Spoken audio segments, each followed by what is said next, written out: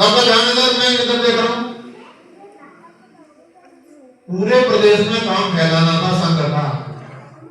भावराव जी को योजनाबद्ध तरीके से उन्होंने कहा आप उत्तर प्रदेश में जाइए और क्या काम करना, तो शाखा लगानी है। संघ का यही काम है, शाखा लगाना। लखनऊ भेज दिए, कोई पर्चा नहीं, कोई कुछ नहीं, कोई कुछ नहीं। हम लोग पहले प्रातः जागरण किया करते थे, जागरण। तो जागरण में क्या करना, लोगों को जगा के लाना, चलो भैया शाखा करो, शाखा करो। आधा घंटे पहले तो गलियों में घूम रहे हैं, लोगों को जगा के ला रहे हैं, 1 घंटे की शाखा लगा रहे हैं, और फिर 1 घंटे बाद में कम से कम संपर्क के लिए निकल रहे हैं। कौन किसका संपर्क करेंगे, जो आया नहीं है। ताकि घर में भाई साहब आप क्यों नहीं आए, कल से ध्यान रखना, जी जरूर टोकने जाएंगे। इस तरह से काम बड़ा होता था। तो वहां क्या हुआ, तो ये जब जाते थे उन्हें कहा आइए आइए आइए, कोई आए नहीं। अजनबी शहर में महाराष्ट्र की साइड का व्यक्ति आकर के संघ को प्रारंभ करने की कोशिश कर रहा है, लोगों से कह रहा है कि शाखा में आया करिए, शाखा में आया करिए। उन्होंने कोई नहीं, तो क्या करें, लोग क्या कहते थे, उन्हें सब कोशिश करेंगे।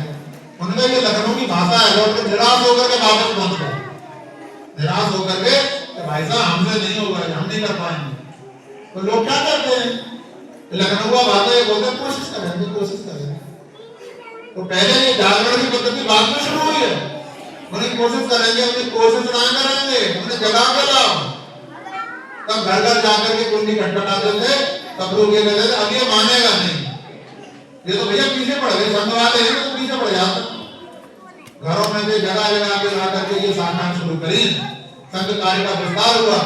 तब जाकर के धीरे धीरे आज ये राष्ट्रीय स्वयंसेवक संघ विश्व का सबसे बड़ा स्वयंसेवी संगठन है, जो अपने किसी भी सरकारी सहायता के बिना कार्य करता है। समाज में सरकारी सहायता से 2 रुपया भी नहीं लेता, अपने ही संसाधनों से। और संसाधन क्या है इनके पास में, वर्ष में 1 दिन की होती है गुरु दक्षिणा। 1 दिन गुरु दक्षिणा कार्यक्रम होता है संघ में।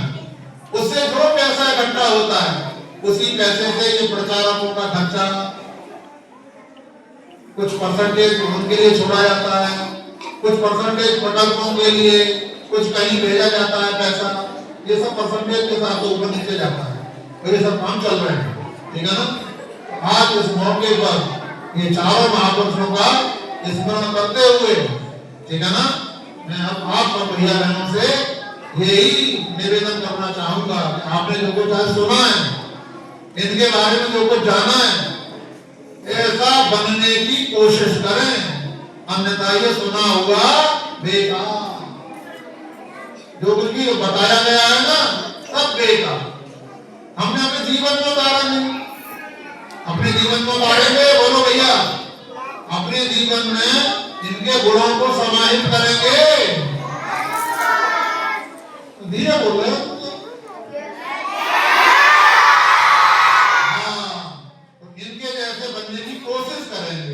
जैसा हमारी बहन जी ने बताया कि हम उनके जैसे तो हो नहीं सकते।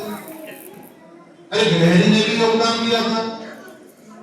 गिलहरी जब पुल बन रहा था तो उस समय भगवान राम ने पुल बनाया था ना, रामेश्वरम पुल बना हुआ है। जब पुल पे पूरी सेना कहां पे गई थी, लंका।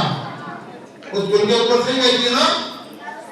और बानर भालू आपकी तरह ही थे, ऐसे ही थे, आप तो बैठे हो ना। तब बानर भालू उछलते कूदते हुए उस पुल पे गए थे। बड़े बड़े पत्थर ला रहे थे, बड़े बड़े को गिलहरी नहीं सोचा मैं क्या कर सकती, मेरे पास तो कुछ नहीं। तो उन्होंने कहा कुछ नहीं कर सकती, कुछ नहीं कर सकती। सोचने के बाद ही उसके दिमाग में दूसरी बात आ गई, ऐसा तो नहीं हो सकता, मैं कुछ नहीं कर सकती, वो छोटी हूँ मैं। जो है ये जो ऊंचे ऊंचे ये जो वो है ना रेत के टीले से, ये रेत ऊंचा है ना, मैं रेत को प्लेन करने का काम करूंगी। रेत को क्या करूंगी, प्लेन करने का काम करूंगी। तो वो क्या करती थी गिलहरी मालूम है, वो समुद्र में जाती थी दौड़ के और भीग जाती थी, उसके सारे बाल भीग जाते थे, शरीर भीग जाता था। फिर वो बाजू में आकर लोटपोट होती थी, लोटपोट होती थी तो उसके सारे शरीर में वो बाजू चिपक जाती थी।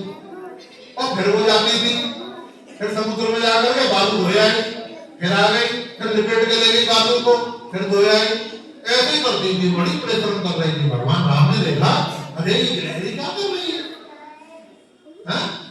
ये बड़ी नहा रही है, इसका नहाने से मन नहीं कर रहा क्या, कब से नहीं नहाई। उसको प्रेम से क्या किया, उठाया और अपने, और दोपहरी का समय था, धूप बहुत तेज थी, धूप निकल रही थी, तो गिलहरी की भावना को समझा होगा। ये तो मैं आपको वैसे ही कह देता हूँ, गिलहरी की भावना, भगवान भक्ति की भावना नहीं समझेंगे। तो उसको बड़े प्यार से ऐसे हथेली में रखा और ऐसे करके उसके ऊपर हाथ रखा, आशीर्वाद का, ठीक है ना। तो गिलहरी के ऊपर आपने तो देखा है ना कैसी होती हैं, उंगली के निशान है गिलहरी के ऊपर।